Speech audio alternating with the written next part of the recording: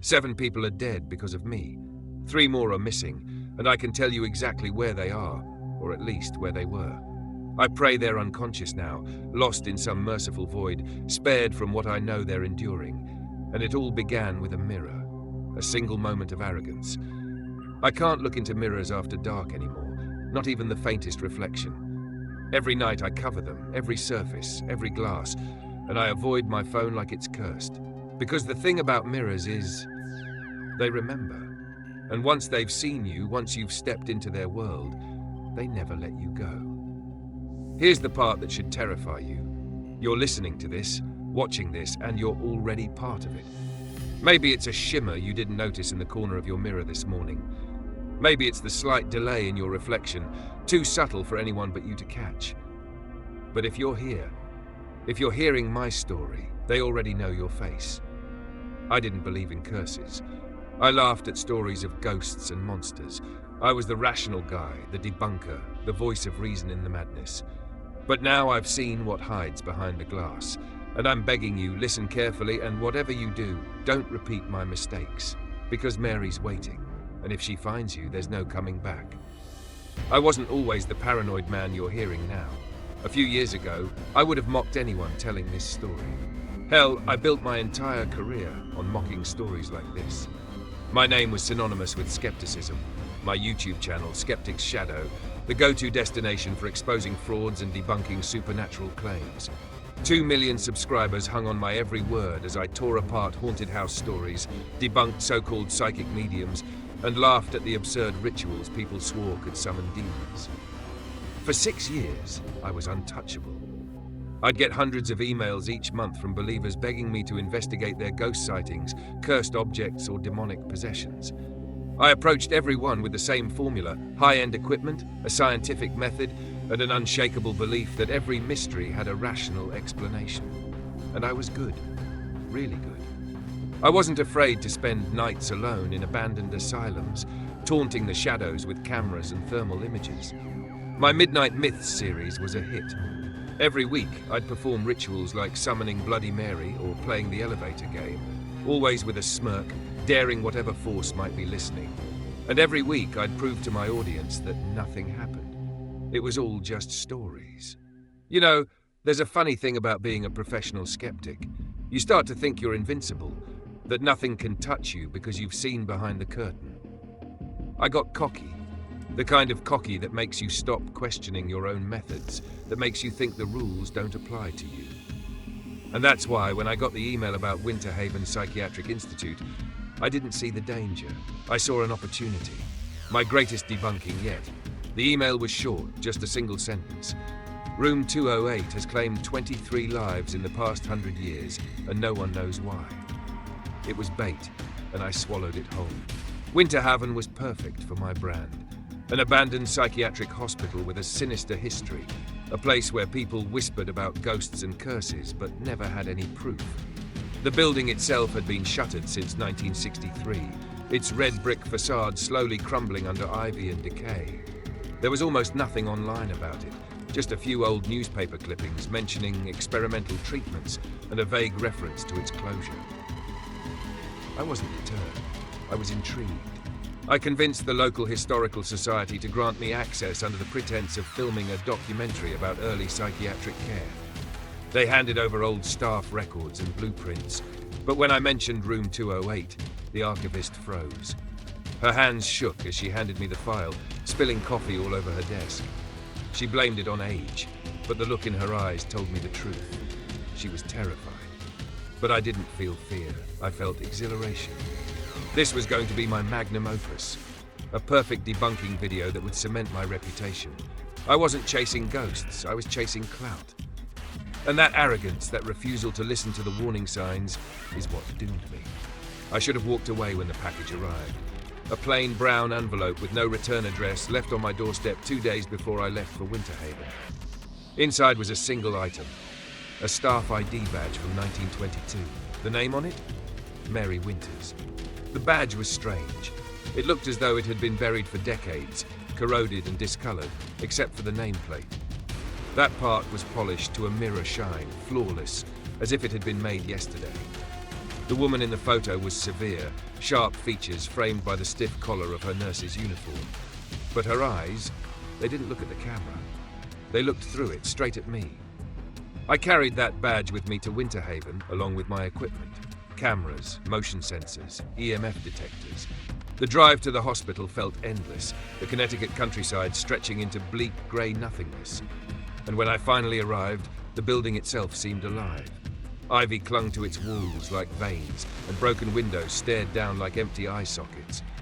But it wasn't the outside that got to me.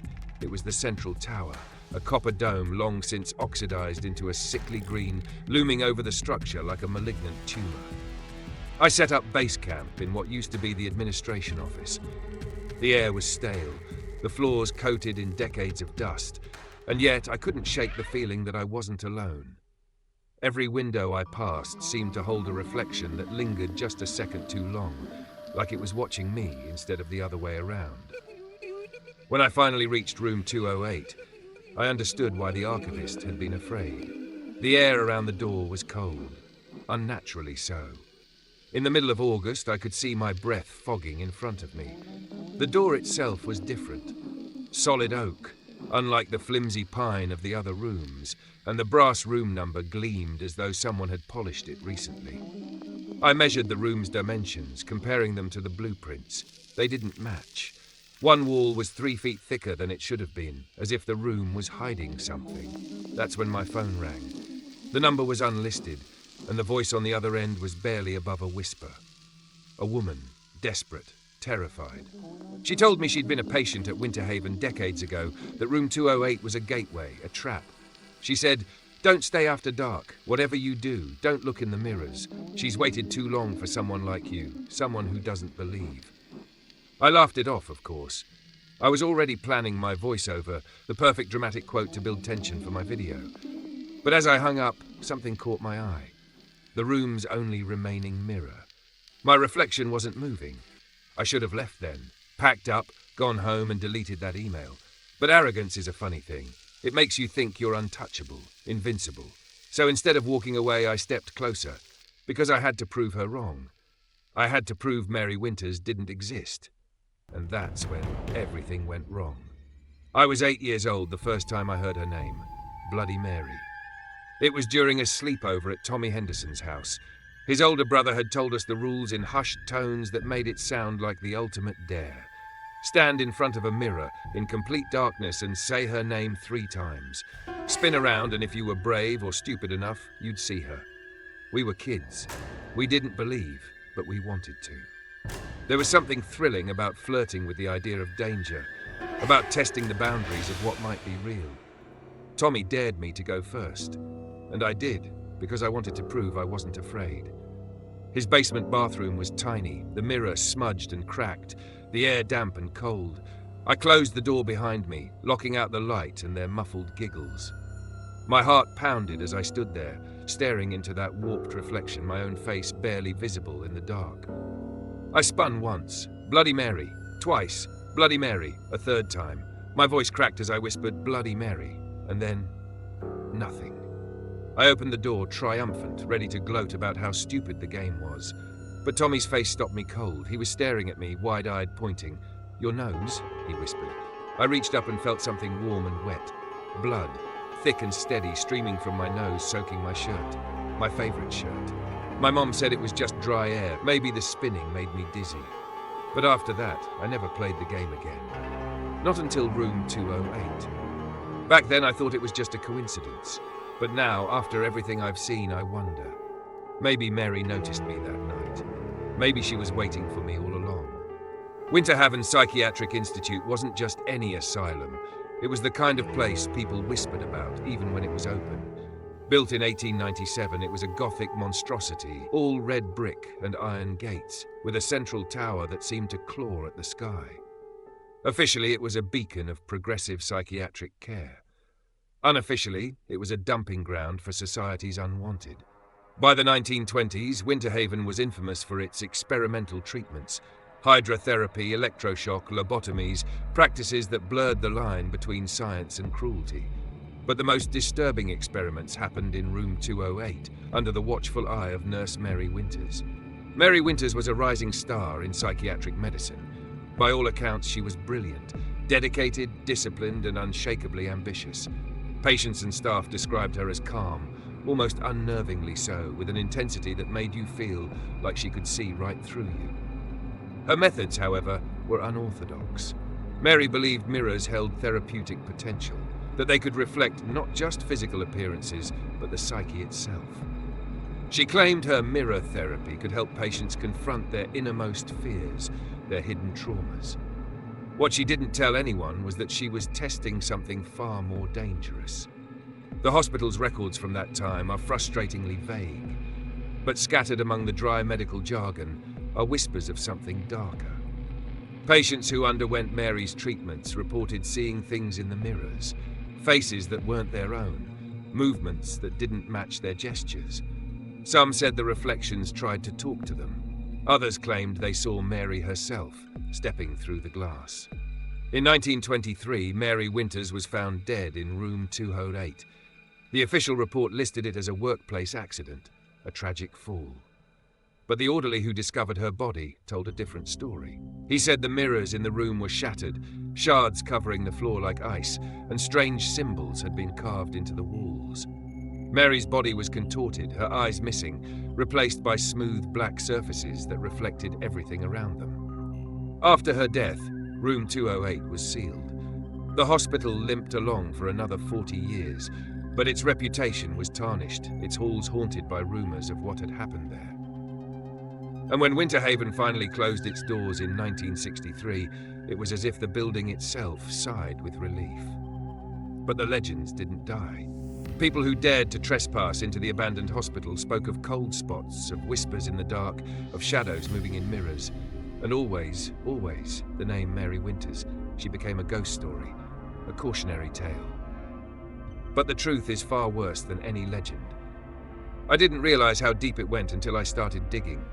The first clue was the 23-year cycle.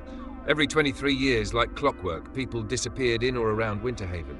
The details were eerily consistent. No signs of struggle, shattered mirrors left behind, and cryptic symbols carved into walls or furniture. The police never connected the cases. Why would they? Decades apart, no clear link between the victims. But when I laid it all out, the pattern was undeniable. The most recent disappearances had started 3 months before I received the email about room 208. 5 people, all within a 50-mile radius of the hospital. Jessica Chen, a graduate student researching psychiatric history, vanished from her apartment. Marcus Rodriguez, a paranormal investigator, disappeared after texting me about a breakthrough he'd made in the Winterhaven archives. Each one had been drawn to Mary's story, just like I was. The more I researched, the darker the picture became. Old patient records from Winterhaven hinted at something far older than Mary Winters. Rituals involving mirrors, symbols that predated the hospital itself. One entry described a mass hysteria incident in 1910, where 12 patients claimed they saw a nurse walk into a mirror and never return. The staff dismissed it as a collective delusion. But there was one photograph I couldn't ignore. Taken in 1923, just days before Mary's death, it showed her standing next to a patient in room 208.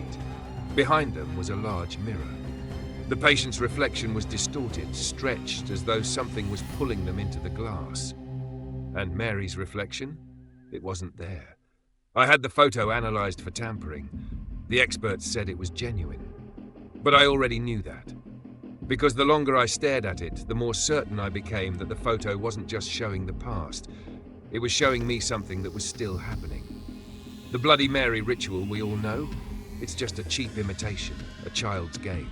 The real ritual, the one Mary used, was something much older, much darker. A way to open doors that were never meant to be opened.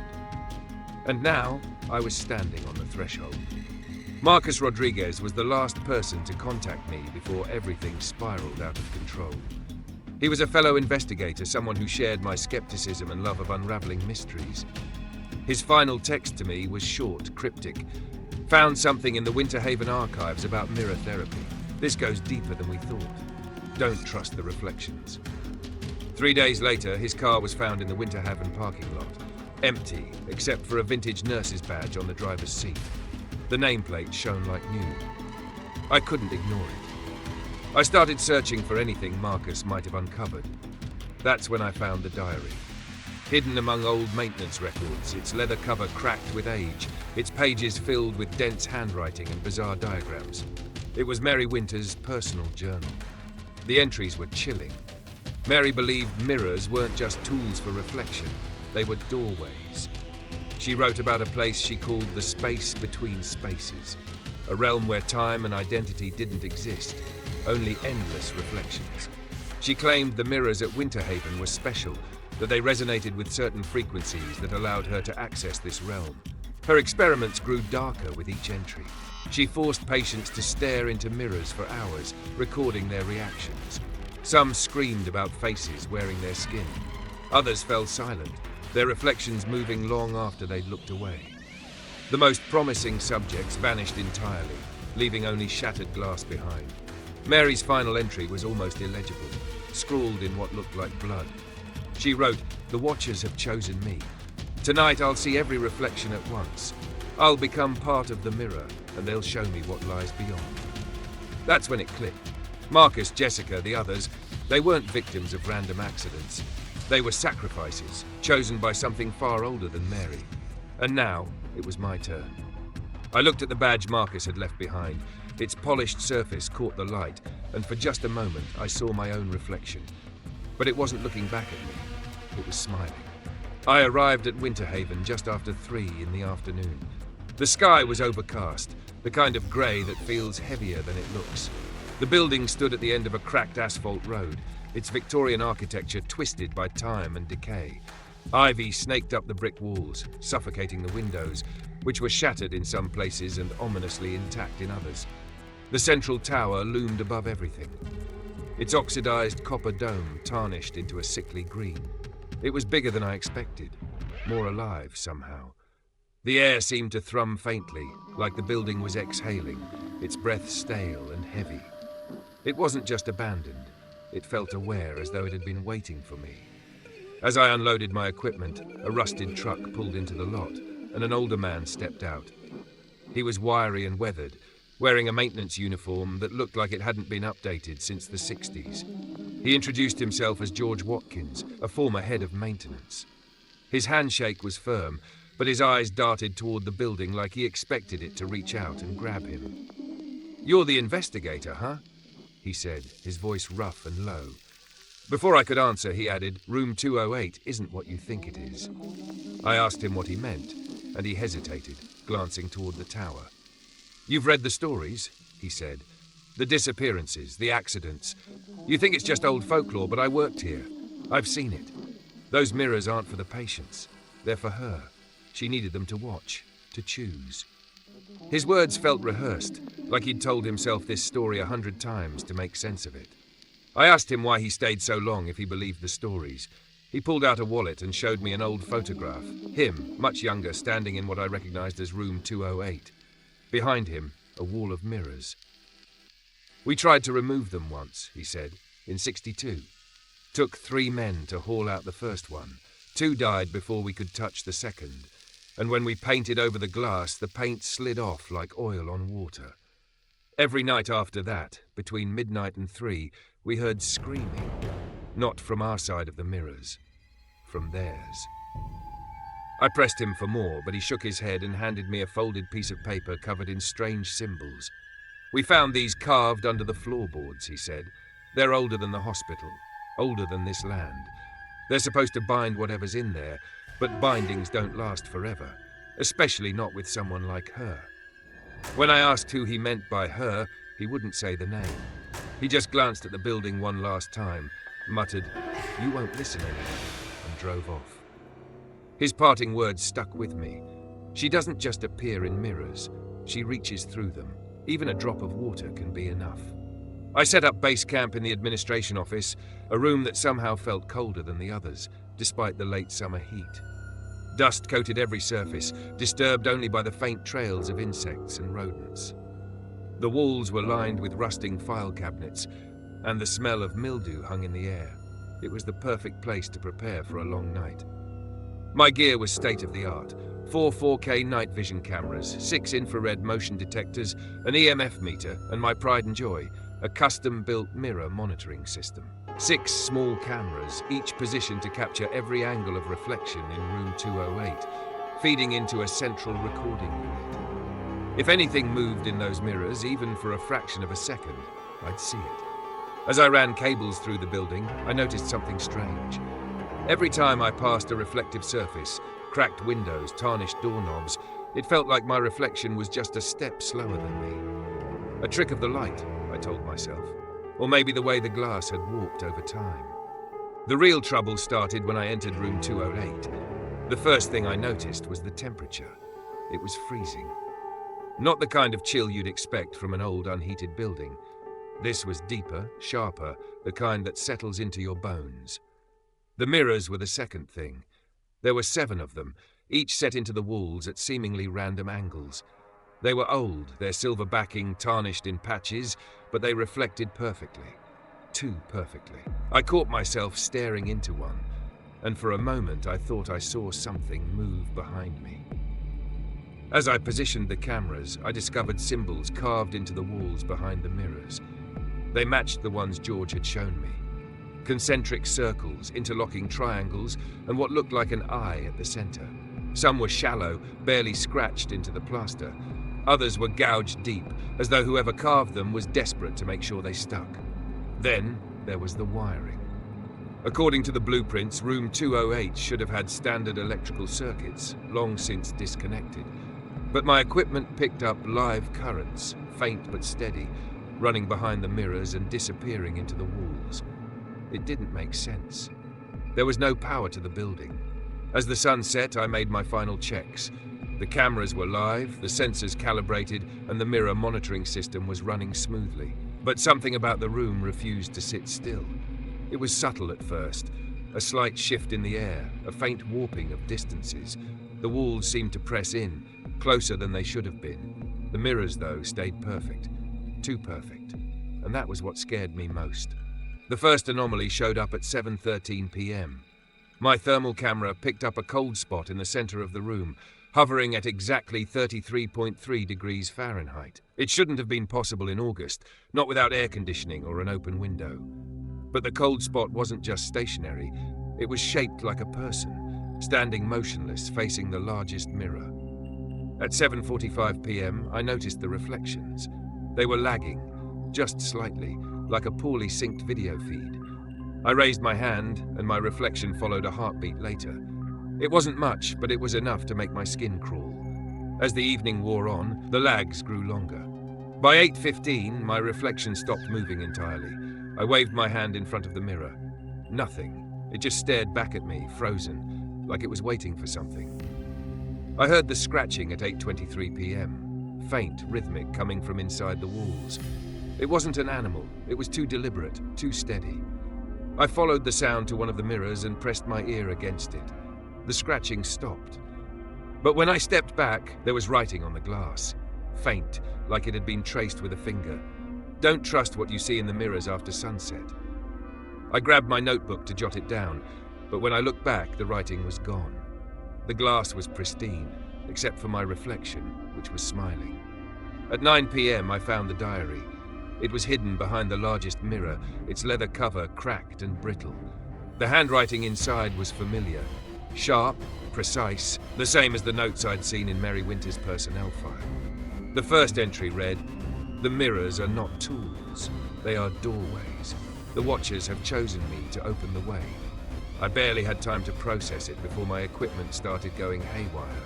The motion sensors were picking up movement where there was none. The EMF meter spiked into the red, registering levels I'd never seen before. And then there was the footage. Every camera feed showed the same thing. Me, standing in the room, surrounded by reflections. But there were more reflections than there should have been. At least a dozen, moving at different speeds, performing actions I hadn't done. By the time I saw the final message, it was too late. Etched into the corner of the largest mirror, just beneath the grime, were the words, "I'm sorry for what I'm about to do." She promised to let them go if I helped her. Don't trust your reflection. It was signed M. Rodriguez. And the ink was still wet. The first sign that something was wrong came just after 10 p.m. I was reviewing the footage from my cameras, watching myself adjust equipment, when I noticed it. My reflection in the largest mirror wasn't following my movements. I raised my hand to scratch my neck on the video, but the reflection stayed perfectly still, staring straight ahead. I rewound the footage, thinking it was a glitch. It wasn't. Every other mirror in the room showed me moving in sync, but that one, it had decided to ignore the rules. And it wasn't just the footage.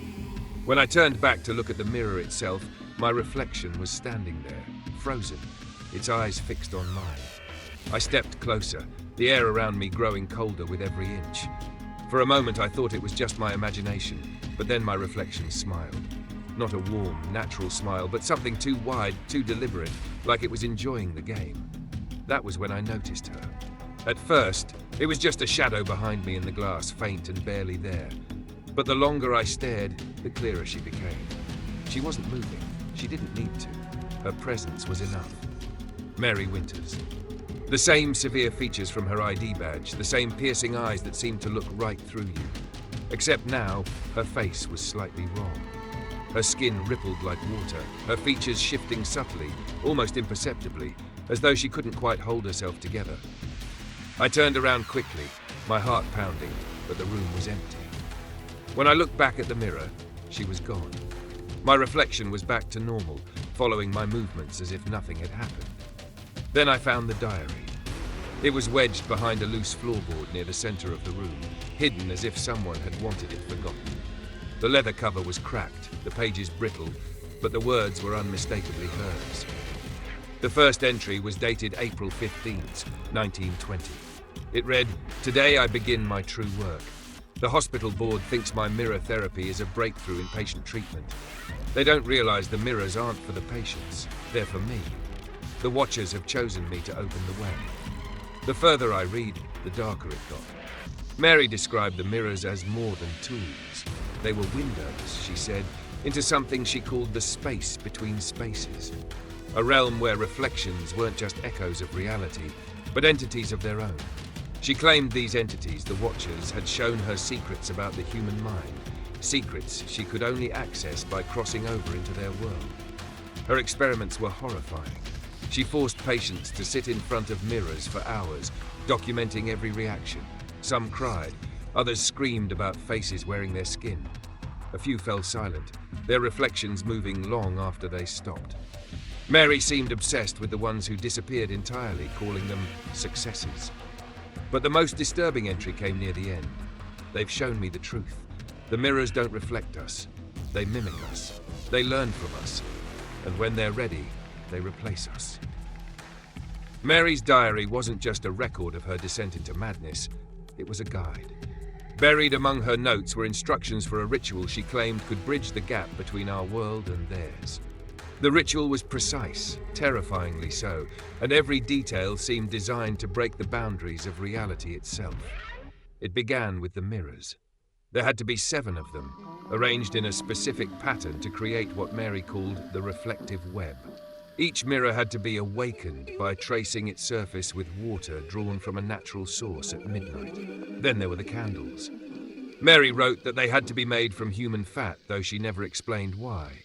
She described lighting them in a specific order, their positions aligned with the symbols carved into the walls. But the most chilling part was the incantation. 7 phrases, spoken while standing at the center of the reflective web, surrounded by mirrors on all sides. The words weren't English or any language I recognized. They were ancient, guttural, meant to resonate with something deeper than sound. Mary claimed the ritual didn't summon anything. It revealed what was already there. She wrote, "The Watchers are not bound by time or space. They are always watching, always waiting. The ritual simply allows you to see them, and for them to see you in return." I couldn't shake the accounts she included from her patients. One described staring into the mirror for 20 minutes before seeing their reflection blink out of sync. Another said they watched their reflection slowly smile, even though they hadn't moved their face. The worst was patient number 47, who claimed their reflection spoke to them, saying, "You've been chosen." Mary's own notes confirmed it. The Watchers didn't just mimic us. They studied us. They were waiting for the right moment to cross over, and she believed the ritual was the key to letting them in. And as I read those final entries, a horrifying thought crept into my mind. What if I was already performing the ritual without realizing it? The mirrors were in place, the symbols were exposed, and every time I spoke aloud, every question I asked myself in that room, wasn't I already speaking to them? The air in room 208 had changed. It wasn't just cold anymore, it was heavy, oppressive, like the room itself was pressing down on me. The mirrors were still, their surfaces smooth and unbroken, but they felt alive, like they were waiting for me to notice something I hadn't yet seen. At 11:22 p.m., the first ripple appeared. It started in the smallest mirror, a faint distortion that looked like a drop of water hitting a still pond. I stared, waiting for it to fade, but it didn't. Instead, the ripples spread outward, moving from one mirror to the next, until every reflection in the room seemed to shimmer with an unnatural energy. Then came the multiplying reflections. At first it was subtle, an extra shadow here, a flicker of movement there, but soon there were more versions of me in the mirrors than there should have been. They weren't perfect copies. Some were slightly off, their faces twisted, their movements jerky, like marionettes with tangled strings. And then I saw her again, Mary Winters. She wasn't hiding anymore. She stood in the largest mirror, her face calm, her eyes unblinking. But this time she wasn't alone. Behind her, faint but unmistakable, were dozens of faces pressed against the glass. They weren't human. Not anymore. Their features were warped, stretched, their eyes black voids that seemed to swallow the light. I wanted to look away, but I couldn't. Mary stepped closer, her movements fluid, unnaturally graceful. She raised a hand, and for a moment, I thought she was reaching out to me. But then I realized she wasn't reaching for me. She was reaching for my reflection. The mirrors began to hum, a low, resonant sound that seemed to vibrate through my bones. My reflection moved on its own, turning to face her, even though I hadn't moved. And as their hands touched, the hum grew louder, drowning out every rational thought. That's when I understood. This wasn't a haunting. It wasn't a game. Mary had spent years perfecting her ritual, and I was the final piece. I wasn't here to investigate her. I was here to finish what she started. The Watchers weren't waiting for her anymore. They were waiting for me. I knew I shouldn't do it. Every instinct I had screamed for me to leave the room, to walk out of Winterhaven and never look back. But by then, it was too late. The mirrors had been arranged. The symbols were exposed. I'd read Mary's diary, spoken her name aloud, and lingered far longer than I should have. Whether I wanted to admit it or not, I had already started the ritual. The instructions were clear, terrifyingly so. 7 mirrors, arranged at precise angles, creating what Mary called the reflective web. I adjusted them according to her diagrams, even as my hands shook with the weight of what I was doing. The symbols etched into the walls seemed to shift under the beam of my flashlight, their edges flickering as though alive. Then came the candles. I didn't want to believe Mary's notes, but the box I found behind the largest mirror left no doubt. 7 candles, thick and uneven, marked with numbers corresponding to patient records from the 1920s. I lit the first one, and the flame sputtered before settling into a pale blue glow. As I lit each candle, the air in the room grew heavier. By the time I placed the last one in the center of the room, I could feel it pressing against my chest, thick and suffocating. The temperature dropped further, frost creeping across the windows despite the summer night outside. The water was the final step. Mary wrote that it had to come from a natural source, untouched by human hands. I'd brought it from a nearby stream, stored in a glass jar. As I traced the water along the surface of each mirror, the reflections began to ripple, faint distortions spreading outward like something behind the glass was stirring. I stood at the center of the web, surrounded by mirrors on all sides. My own face stared back at me from every angle, but there was something wrong with my reflections. Their movements weren't quite in sync, their expressions just a little too blank. And as I prepared to speak the first phrase of the incantation, I realized I wasn't alone. Mary was in the mirrors, her form faint but unmistakable. She watched me from all 7 surfaces, her eyes locked onto mine. She didn't move, didn't speak. She didn't need to. Her presence was enough to tell me this was exactly what she had planned.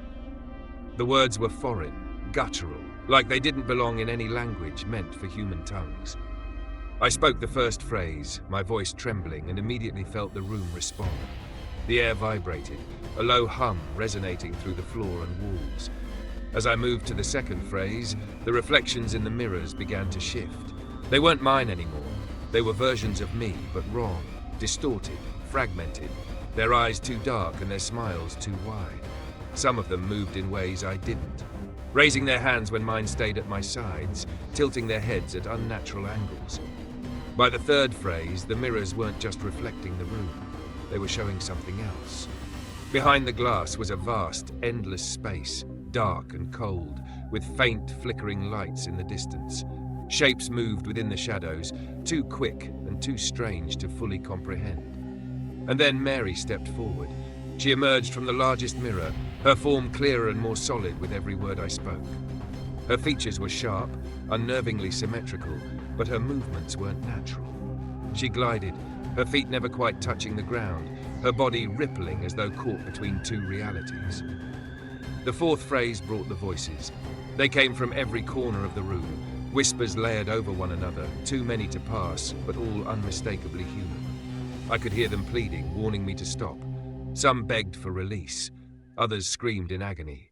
But there were a few, calm, steady, chilling, urging me to continue. "You've come this far," one voice said, louder than the rest. "Finish it." She promised to let us go. By the time I reached the fifth phrase, the mirrors were no longer solid.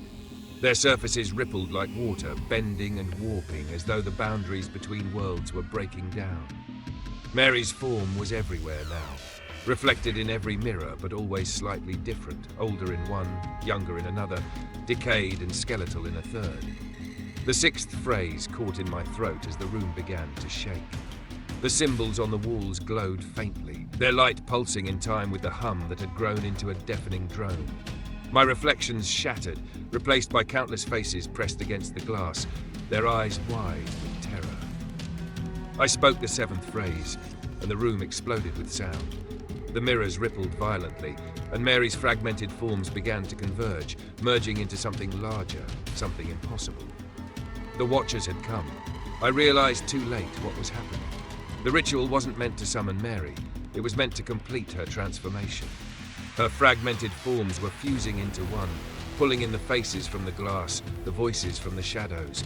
The room was collapsing in on itself, the mirrors bending and folding into impossible angles. The Watchers weren't just in the mirrors anymore. They were in the room, their forms flickering like static, their presence suffocating. Mary spoke then, her voice layered and echoing, coming from every mirror at once. "You've done well," she said. "Better than the others. They were fuel. But you're the key."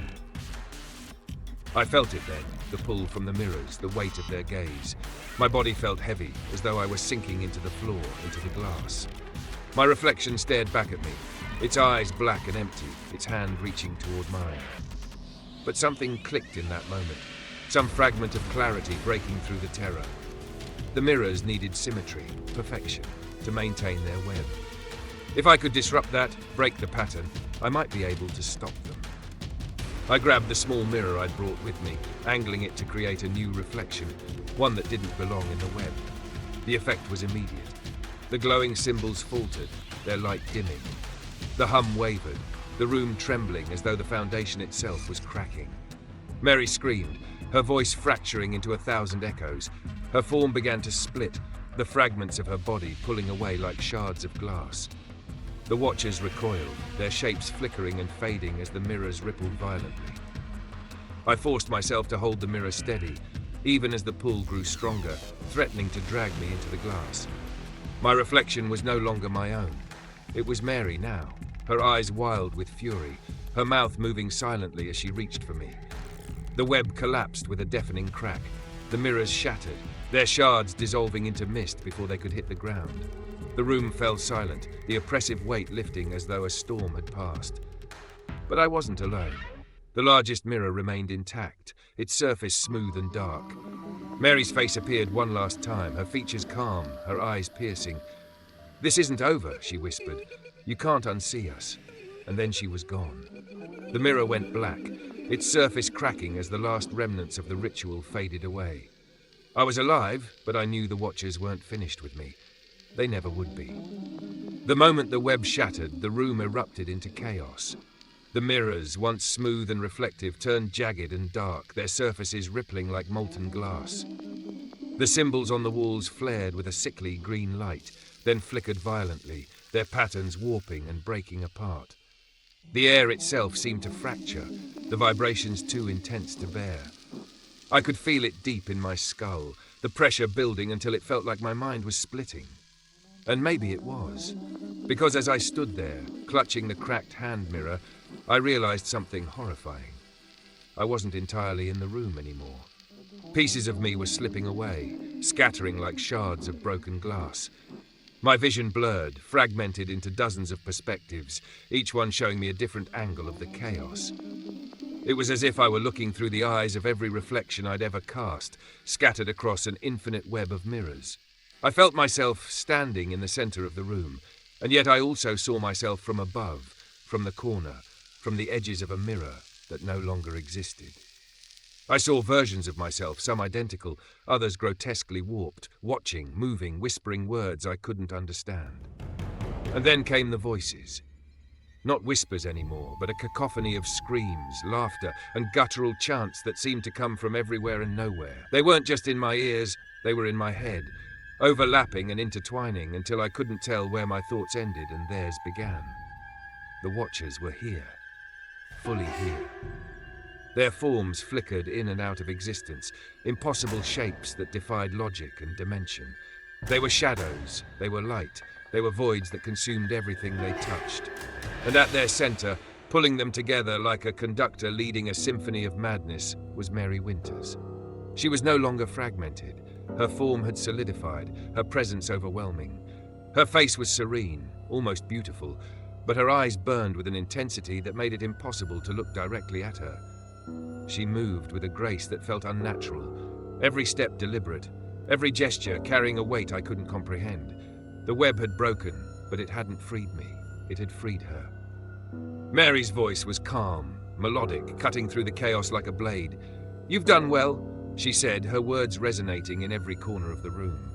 "You've gone farther than anyone else. You should be proud." I wanted to speak, to demand answers, to scream at her to stop, but my mouth wouldn't obey me. My body felt heavy, disconnected, as though it were no longer entirely mine. "You've seen it, haven't you?" she continued, stepping closer. "The truth. The mirrors don't reflect us. They reveal us. They show us what we could be, what we were meant to be. And now, you're part of it. Part of them." I shook my head, forcing myself to take a step back, but it was no use. The room was no longer a room. It was a vast, endless space, a realm of shimmering light and infinite reflections. The Watchers surrounded us, their forms shifting and coiling, their eyes glowing with a malevolent intelligence. Mary reached out, her hand hovering just inches from my chest. "You don't have to fight," she said. "They've chosen you, just as they chose me. Together, we can finish what I started. We can become something greater, something eternal." Her touch didn't feel like skin. It was cold, weightless, and yet it burned with an intensity that made me gasp. I could feel her pulling at me, not just my body, but my very essence, drawing me into the web, into the space between spaces. "Look at them," she whispered, gesturing to the Watchers. "They're not monsters. They're us, refined, perfected. They've shed the limitations of flesh and time. They've seen everything, known everything, and now they've chosen you to join them." For a moment, I almost believed her. The Watchers didn't feel malevolent, not entirely. There was a strange beauty to their forms, a hypnotic allure that made it hard to look away. They were vast, infinite, and for a fleeting second, I wondered if this was what enlightenment felt like. But then I saw the faces, the human faces, trapped within the Watchers' swirling forms, their expressions twisted in eternal agony. I heard their screams, buried beneath the layers of light and shadow, and I knew the truth. "This isn't freedom," I said, my voice hoarse but steady. "This is consumption. You're not offering me eternity. You're taking everything I am." Mary's smile faltered, just for a moment, and in that crack I saw her desperation. She wasn't offering me a choice. She was trying to save herself. I looked down at the mirror in my hand, its surface cracked but still reflective. The watchers needed symmetry, patterns, order. That was their weakness. If I could disrupt the reflection, create chaos, maybe, just maybe, I could stop them. Mary's eyes narrowed as she realized what I was about to do. "Don't," she said, her voice sharp, commanding. "You don't understand what you're throwing away." But I did. I understood that whatever I was about to become, whatever pieces of me would be left behind, it was better than letting her win. With every ounce of strength I had, I hurled the mirror at the largest shard of glass still standing. It shattered on impact, its fragments scattering across the ground. The watchers recoiled, their forms flickering and distorting as the web began to unravel.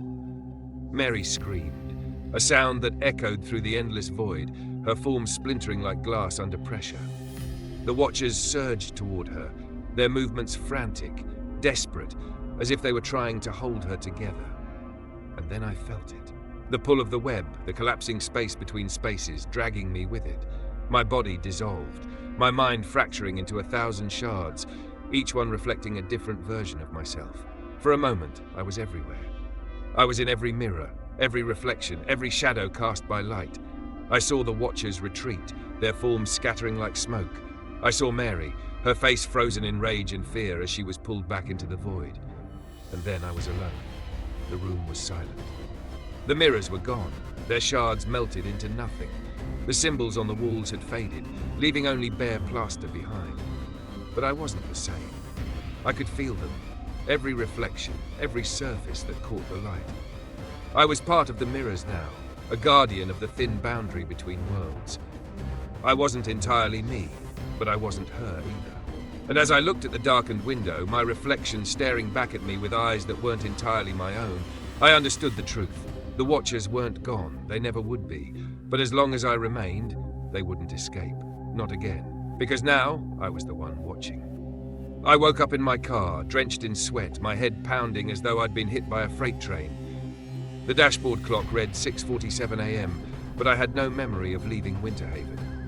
My gear was in the back seat, neatly packed, though I knew I hadn't done it. The leather seat beneath me was damp, the windows fogged, and my reflection in the rearview mirror seemed sharper than it should have been. I stared at myself, trying to piece together the fragments of memory that swirled in my mind like a shattered kaleidoscope. The ritual, the watchers, Mary, all of it felt distant, like a fever dream I couldn't fully shake. But there was one thing I couldn't deny. My reflection wasn't behaving the way it should. It blinked when I didn't. A fraction of a second, just enough for my breath to catch in my throat. I raised my hand to touch my face and it followed, but too perfectly, its movements almost rehearsed. There was no delay, no natural hesitation. It was as if it knew what I would do before I did. I turned away from the mirror, my heart racing, trying to convince myself that I was imagining it. But when I caught sight of my reflection in the window, it was staring at me, its head tilted ever so slightly, a small, knowing smile playing on its lips. I rubbed my temples, hoping to shake the sense of wrongness that clung to me like a second skin.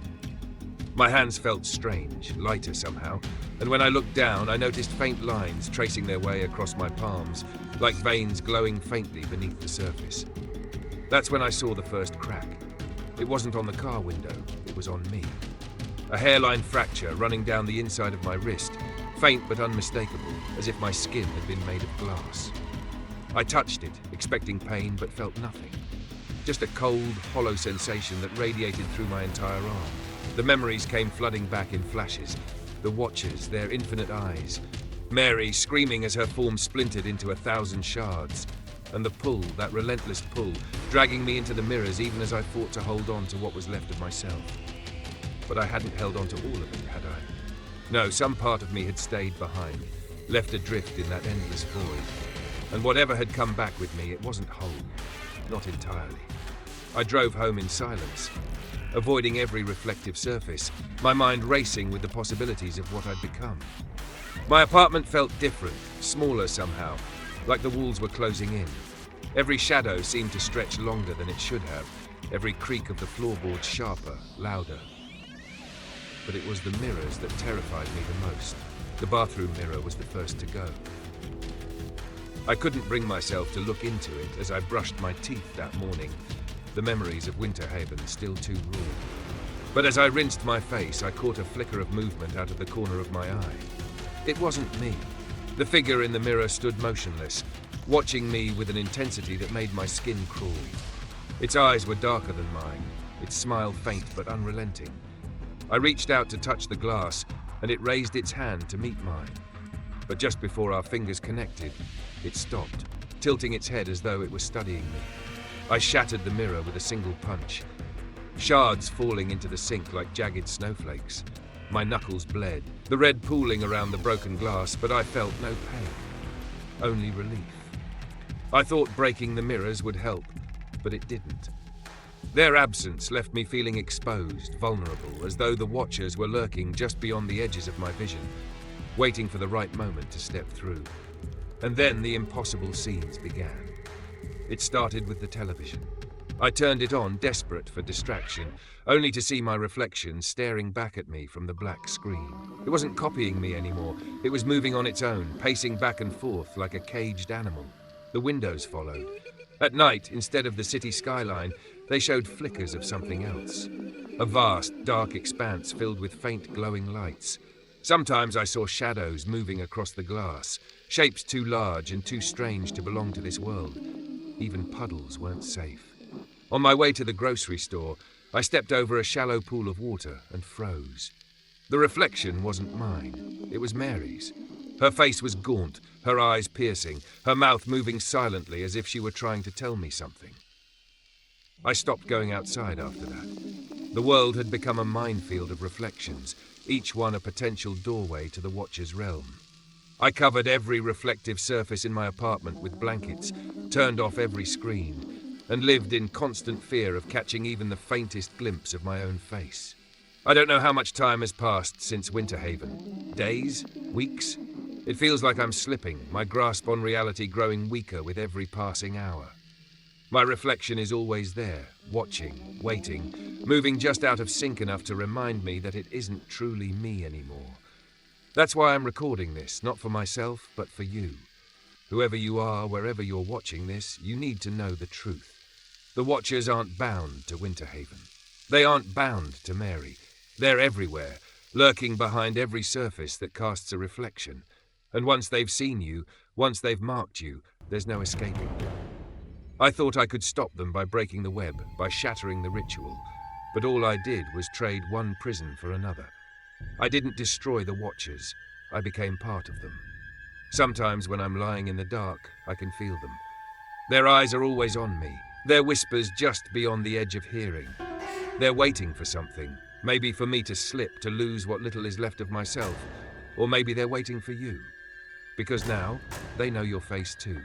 You might think you're safe, that this is just a story, a warning meant to scare you. But the Watchers thrive on stories. They travel through them, spreading like cracks in a mirror. So ask yourself this. The next time you look into a mirror, the next time you see your reflection in a screen or a puddle, will it blink when you do? Or will it be watching, waiting for its chance to step through? And when it does, when it replaces you, will anyone even notice? The Watchers are patient, they're infinite, and now they're watching you. Mary Winters was just the beginning. That's the part that terrifies me the most. She wasn't the first to discover the Watchers, and she won't be the last. They've been with us forever, lurking behind the glass, waiting for someone foolish enough or desperate enough to open the door. Every culture has its stories. In Japan, they whisper about the Kagami no Yami, the shadow in the mirror that watches you while you sleep. In Germany, it's the Spiegelgeist, the spirit that drags you into its world if you stand too long before the glass.